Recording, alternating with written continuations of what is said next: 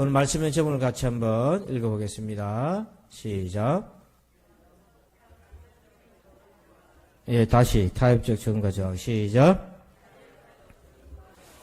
예, 우리 1절 말씀 화면 보시고 같이 한번 읽어봅니다. 시작. 바벨론의 느부갓네살 왕이 유다 왕 요아김의 아들 여고냐와 유다 고관들과 목공들과 철공들을 예루살렘에서 바벨론으로 옮긴 후에 여호와께서 여호와의 성전 앞에 놓인 무화과 두 광주리를 내게 보이셨는데. 아멘. 여러분, 때가 이스라엘 백성들이 바벨론의 느부갓네살 왕에게 패망해가지고 포로로 끌려가는 과정입니다. 자, 그런데 이 격변기예요. 역사적 격변기예요. 나라를 빼앗기는 거예요. 이 코로나19랑은 전혀 비교도 할 수 없는 겁니다. 나라를 빼앗기는 전대미문에 겪어보지 않은 일들을 지금 당하는 거예요. 그러다 보니까 하나님이 보실 때 이스라엘 백성들이 이 격변기 속에서 두 그룹으로 딱 나눠지는 거예요. 환상으로 보여주셨는데 여호와 앞에 두 무화과 광주리가 있는 거예요. 이 말은 이스라엘 백성들이 환란 앞에 두 가지로 딱 나눠졌다는 겁니다. 오늘날도 마찬가지인 거예요. 한 그룹은 뭐냐면 나쁜 무화과 나무인데 8절 말씀 읽어봅시다. 시작. 여호와께서 이와 같이 말씀하시니라. 내가 유다의 왕 시드기야와 그 고관들과 예루살렘의 남은 자로서 이 땅에 남아있는 자와 애굽 땅에 사는 자들을 나빠서 먹을 수 없는 이 나쁜 무화과 같이 버리되. 아멘. 자, 나쁜 무화과 나무는, 무화과 광주리는 어떤 거라고 되어 있습니까? 이 땅에 남아있는 자, 예루살렘에 남아있는 자와 또한 어디로 간 사람입니까? 애굽 땅에 간 사람. 이 사람들은 뭐냐면 환란을 면한 게 아니고요, 회피한 거예요. 하나님께서 지금 느부갓네살을 통해서 이스라엘 백성들을 환란을 통해 연단을 하려고 하는 과정에 들어가는데, 이 사람들은 연단을 안 받겠다고, 나 인내 안 하겠다고 도망간 사람들입니다. 다시 말해서 환란을 회피한 거예요. 하나님께서 우리들에게 복을 주실 때는 환란을 면하게 하실 때가 있어요. 근데 지금 이건 면하게 하는 것이 아니라 하나님이 환란 속에서 연단시키려고 하는데 난 못하겠다고 도망가 버린 사람들인 거예요. 그래서 포로로 가기를 거부하고 예루살렘에 남아있든지 애굽으로 아예 도망가 버리든지 한 사람이에요. 그러니까 여러분, 연단의 때는 연단을 받아야 되는데 피해버린 거예요. 그것은 하나님이 보실 때 이건 나쁜 무화과다. 하나님의 계획을 거부한 사람들이다. 그런데 좋은 무화과 나무가 있어요. 자, 우리 좋은 무화과가 있는데 5절 말씀이에요. 같이 읽어봅시다. 시작. 이스라엘의 하나님 여호와께서 이와 같이 말씀하시니라. 내가 이곳에 옮겨 갈대아인의 땅에 이르게 한 유다 포로를 이 좋은 무화과 같이 잘 돌볼 것이라. 아멘. 자, 좋은 무화과 광주리는 누구라고 되어 있습니까? 포로로 끌려간 유다 백성들을 얘기하는 거예요. 이 사람들은 뭐냐면 그 사람들도 예루살렘에 남을 수도 있고 애굽으로 도망갈 수도 있는데 예레미야가 예언했어요. 지금은 우리가 포로로 끌려가야 된다. 이게 하나님의 뜻이다. 우리가 환란 속에서 연단 받아야 된다라는 말씀에 순종해가지고 연단의 자리에 자발적으로 가게 됩니다. 물론 강제로 끌려간 사람들도 있지만 그 도망가지 않고 그 연단 속에 들어간 거예요. 근데 하나님께서 이 백성들은 돌보신다고 그랬어요. 참 희한하잖아요. 안전하고 편안한 곳에 있는 사람 하나님이 나 이거 나쁜 무화과 이거 나 돌보지 않겠어. 그런데 환란 속에 들어가 있는 사람들은 내가 돌볼 것이다. 그래서 하나님께서 이 사람들을 연단해서 어떻게 쓰시냐면 7절 보니까 내가 여호와인 줄 아는 마음을 그들에게 주어서 그들이 전심으로 내게 돌아오게 하리니 그들은 내 백성이 되겠고 나는 그들의 하나님이 되리라. 그러니까 연단에 들어간 사람들에게 하나님이 그들의 마음을 새롭게 해주시는 거예요. 새롭게 해줄 뿐만 아니라 전심으로 하나님을 찾는 사람으로 만들어서 이 사람들이 나중에 예루살렘에 돌아와가지고 무너진 예루살렘의 성전을 세우고 회복하는 그런 그루트기로 하나님께서 쓰시는 거예요. 여러분, 이 두 무화과 광주리, 편안하고 환란을 피해버리고 회피해버린 사람들은 하나님께서 이건 나쁜 무화과야. 그러나 연단의 자리에 들어가서 하나님의 연단을 겪는 사람들은 하나님이 돌보실 거고 이건 좋은 무화과라고 이들을 통해서 하나님이 새롭게 하실 거라고 말씀하신 거예요. 오늘날에도 마찬가지입니다. 환란은 다 싫지만 그러나 연단의 때에 적극적으로 그 연단 속에서 하나님이 뜻하신 계획은 잠깐이라도 우리가 알 수 없어도 연단의 과정을 밟아가는 사람을 하나님께서 돌보시고 그들을 통해 교회도 나라도 새롭게 주실 거예요. 그러면 이 좋은 무화과와 나쁜 무화과는 어떤 질적 차이가 있었을까? 특별히 이 포로로 끌려가서 연단의 과정을 밟았던 사람들은 어떻게 연단하고 어떤 신앙적 모습으로 이렇게 저항하며 살았을까 하는 거예요. 세 가지가 있는데 첫 번째는요. 우리 전부 같이 한번 읽어봅시다. 시작. 예, 이 사람들은 공통적인 특징이 있어요. 저항을 했다는 거예요. 주어져 있는 환경에 순응한 것이 아니라 그 속에서도 신앙을 지키려고 끊임없이 부단하게 저항을 했는데 첫 번째가 뭐냐면 자기에게 주어져 있는 권한 안에서 저항을 했다는 겁니다. 그 대표적인 사람이 다니엘인데요. 자, 다니엘서 1장 8절. 여러분들만 한번 읽어주십시오. 시작.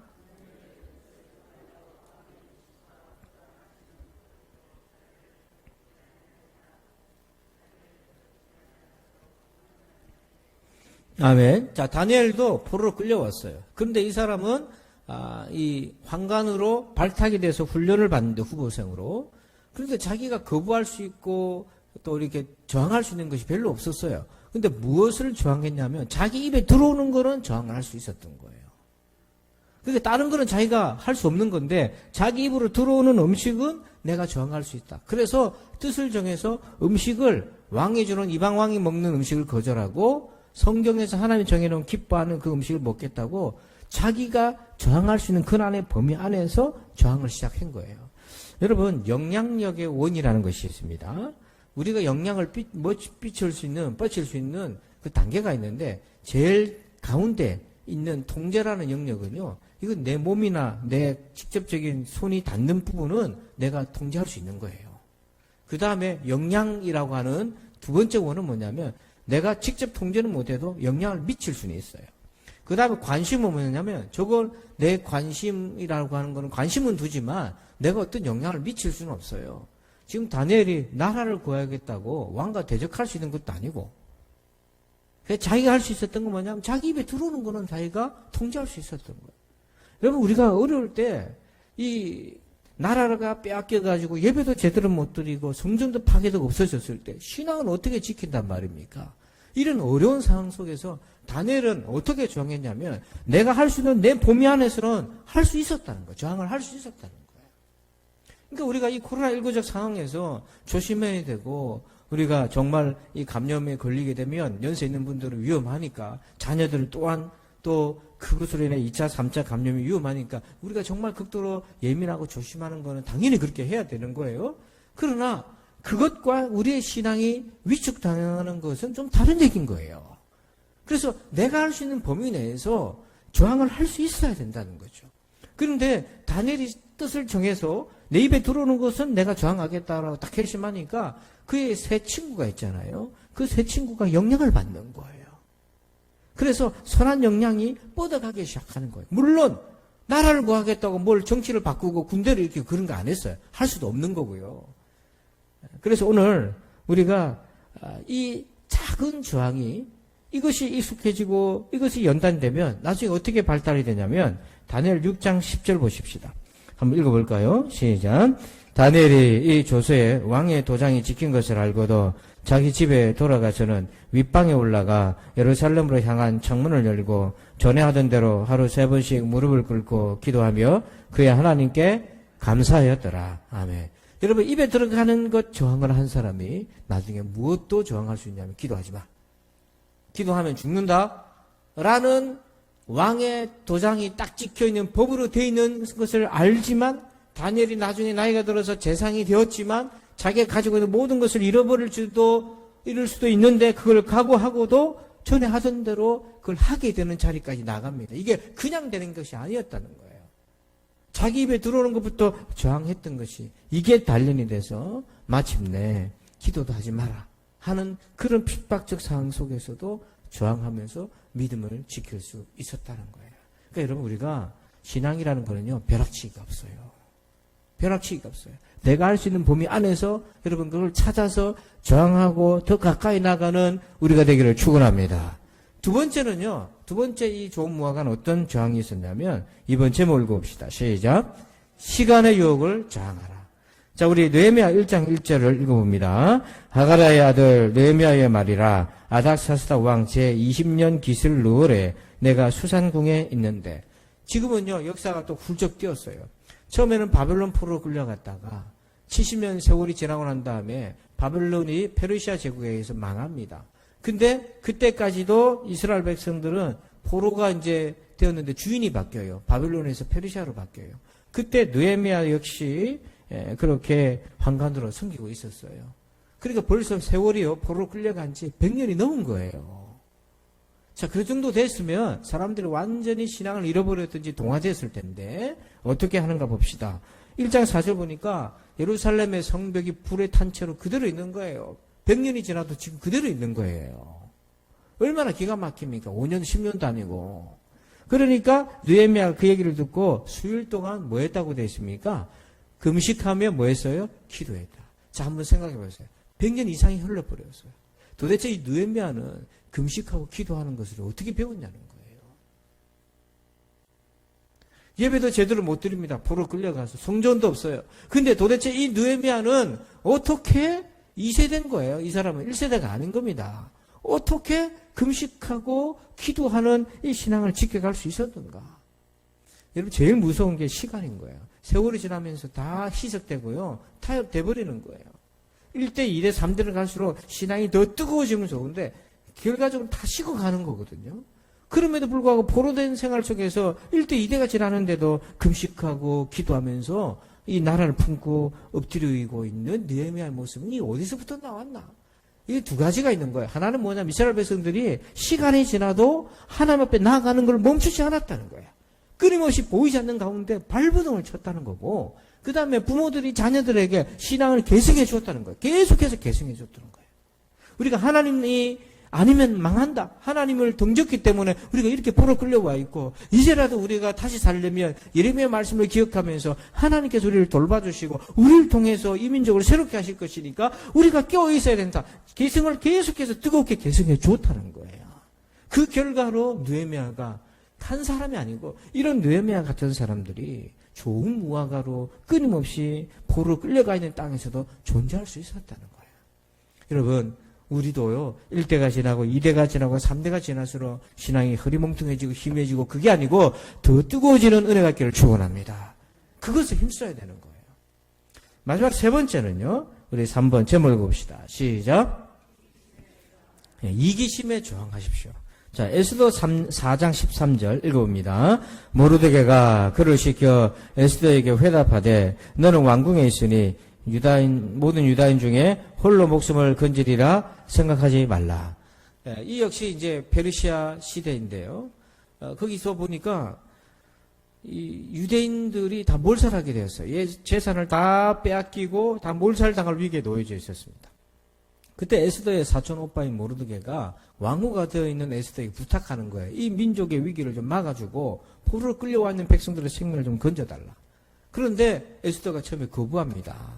내가 왕을 본 지도 지금 수개월이 됐는데 어떻게 내가 나갑니까? 법을 어기고 못합니다. 이 거꾸로 말하면 모르드게 볼 때 이기심인 거예요. 너만 살겠다고 그러는 거냐? 홀로 목숨을 건지리라고 생각하느냐? 그러면서 사촌 오빠가 호되게 야단을 치고요. 네가 왕후가 된 게 이때를 위한 것이 아니냐. 그를 깨웁니다. 그러니까 여러분, 어려울 때 사람들은 어떻게 바뀌냐면요. 종말이 되면 될수록, 어려우면 어려운 일이 생길수록 이기적으로 돌변합니다. 지금 국가 세계 정세를 보십시오. 미국이라든지 다른 여타 나라들 보면 문을 다 닫아요. 왜 그러냐? 내가 먼저 살아야 되겠다는 거예요. 내가 먼저 살아야 되겠다는 거죠. 이기적으로 돌변하게 됩니다. 그러면서 인종 간의 혐오도 생기는 이유가 뭐냐면 그게 이기심에 발놓은 거예요. 벽을 치기 시작하는 거예요. 마틴 루터가 이기심을 이렇게 정의했습니다. 스스로에게 휘어지는 성향이다. 이거는 본능적 성향이라는 거예요. 그래서 에스더가 이기심에 사로잡혀서 스스로에게 휘어져가지고 자기만 살겠다고 했다면 유다 통족 다 죽고요. 불임절은 없고요. 지금 이스라엘은 존재하기도 어려운 거예요. 근데 어떻게 바뀌었는가? 자, 4장 16절 읽어봅시다. 시작. 당신은 가서 수산에 있는 유다인을 다 모으고 나를 위하여 금식하되 밤낮 3일을 먹지도 말고 마시지도 마소서. 나도 나의 시녀와 더불어 이렇게 금식한 후에 규례를 어기고 왕에게 나아가리니 죽으면 죽으리이다 하니라. 아멘. 에스더가 결국은 뭡니까? 저항하는 자리로 가요. 뭘로 저항했냐면 규례를 어기고, 이게 뭡니까? 왕의 법에 저항하는 거예요. 거꾸로 말하면 하나님의 법에 순종하는 거예요. 하나님의 법에 순종하는 것은 세상의 이치와 저항하는 것, 세상의 압력에 저항하는 것, 왕의 규례에 저항하는 모습으로 나타나게 되어 있어요. 그러니까 여러분, 말씀에 따라 순종하는 사람일수록 이 갈등과 저항하는 모습으로 드러날 수밖에 없어요. 그런데 우리가 늘 갈등이잖아요. 왕의 법을 지켜야 되는 상황과 하나님의 말씀을 지켜야 되는 상황에서 우리는 끼어 있잖아요. 갈등하잖아요. 이 갈등을 극복하고 하나님의 말씀에 순종하는 단계로 나아가려면 반드시 뭐가 필요합니까? 기도가 필요한 거예요. 그래서 우리를 위해 기도해 주세요. 나를 위해 기도해 주세요. 당신들도. 나도 내 시녀들과 함께 금식하면서 기도하겠습니다. 이 금식하면서 기도하겠다고 하는 전통이 이 포로 끌려가는 지 100년 이상의 세월이 흘렀어도 지금 이 에스더 속에서도 흘러가고 있었다고. 그리고 이것이 이스라엘 백성들이 포로된 땅에서 연단받은 그런 환란의 땅에서 살아가는 방법이었고 방식이었어요. 그렇게 하지 않으면 안 됐던 거죠. 그래서 하나님은 이렇게 이들을 연단시키고 훈련시켰던 거예요. 그래서 두 무화과 광주리 환상을 주님이 보여주셨습니다. 하나는 좋은 무화과, 하나는 썩어서 나빠서 먹을 수 없는 무화과 광주리를 보여주셨어요. 여러분, 나라가 망하니까 딱 격변기가 오니까 하나님이 내려다보시니까 이 두 그룹으로 쫙 나눠져요. 도망가 버리고 환란을 피해 버리고요. 그렇게 자신의 안위를 위해 살아가는 사람은 썩어 뭉들어진 나쁜 무화과예요. 그러나 환란 속에서 끊임없이 저항한 좋은 무화과. 여러분, 우리가 어떤 무화과로 살아야 되겠습니까? 좋은 무화과는 어떤 특징이 있습니까? 저항의 영성이 있어요. 세 가지를 꼭 기억하세요. 첫 번째, 권한 안에서 저항했어요. 여러분 보고 무슨 나라를 바꾸라는 게 아닙니다. 내가 할 수 있는 범위 안에서는 저항하시고 믿음으로 나아가시기 바랍니다. 두 번째는 시간에 저항하세요. 시간이 지루할수록 더 뜨거워지고 그 믿음의 전통을 살려가는 우리 교회가 되기를 축복합니다. 그리고 끝으로 이기심에 저항하십시오. 이것은 기도가 아니면 안 됩니다. 주의 도움이 꼭 필요합니다. 그래서 오늘 이 말씀 꼭 기억하셔서 우리 코로나19의 이 저항의 영성으로 우리가 새롭게 도약하는 저와 여러분 되기를 주의 이름으로 축원합니다.